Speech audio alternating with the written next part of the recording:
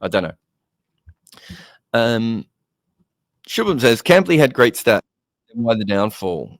I think he had great stats, but I do think a part of that was the teams he played early on. I'd have to go through it, but my memory is that there was a couple of easier games that he played.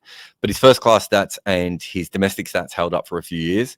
I think there's been plenty of arguments over the years that his attitude and probably his cast probably both played a part.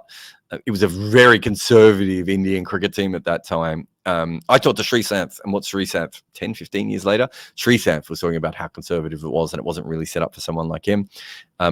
But the other thing is that they probably had better options as well. Is that not fair? Kambli doesn't play. Brad Hodge made a double hundred, 4 or 5 tests into his career against South Africa. Martin Love was a fantastic player. Look at some of the great England players who didn't get in, during some of their great runs. West Indian players, I think West Indies assistant coach, Roddy Eswick, is he still the assistant coach? Whatever his role is.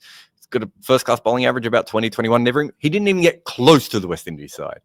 When you have overlap, that's what happens, right? Gilchrist, when does he make his debut? Because of Ian Healy. Sometimes these things are just hard.